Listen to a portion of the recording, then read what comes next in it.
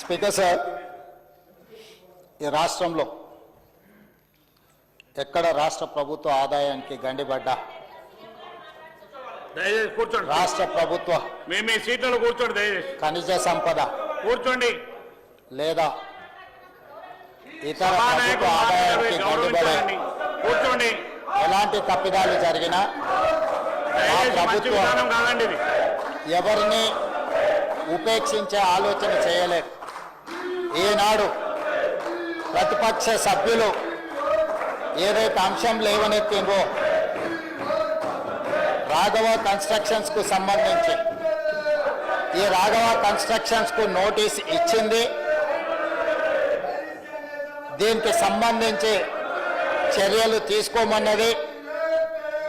దీనికి సంబంధించిన చర్యలు తీసుకున్న తర్వాత సినరేజ్ ఛార్జ్ కింద 1,52,97,825 రూపాయలు, అదేవిధంగా పర్మిట్ ఫీ కింద 1,22,25,446 రూపాయలు Raghava constructions India private limited నుంచి ప్రభుత్వం మైనింగ్ శాఖ ఈరోజు వాళ్ళ దగ్గర పన్నులు కట్టించుకోవడం జరిగింది. అయితే ఈరోజు సభ్యులు ఏదైతే సహచర మంత్రివర్గ సభ్యులు పేరు తీసుకొని లేదా వాళ్ళకు సంబంధించిన కంపెనీ ఇది అని ఏదైతే చర్చలు చేస్తున్నారో అధ్యక్ష, ఇది వాళ్ళు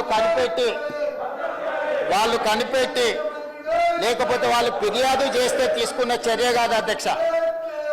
మా ప్రభుత్వము ఈ assistant director of mines and geology Rangareddy జిల్లా మా ప్రభుత్వమే దీనికి సంబంధించిన వివరాలు సేకరించి ఆ సంస్థకు నోటీస్ ఇచ్చి ఆ సంస్థ నుంచి రాష్ట్ర ప్రభుత్వానికి రావాల్సిన బకాయిలను తీసుకోవడమే కాకుండా దీనికి సంబంధించిన అనుమతులను కూడా పరిశీలించండి, చర్య తీసుకోండి అని చెప్పి మా ప్రభుత్వం చర్య తీసుకున్నది. ఇందులో ప్రతిపక్షం ఫిర్యాదు కానీ లేకపోతే ఇంకెవరైనా ఇక్కడ తప్పిదం జరుగుతుంది, ఇక్కడ ఎవరో మంత్రులకు ఇందులో పాత్ర ఉందని మాకెవరు ఫిర్యాదు చేయలేదు అధ్యక్ష.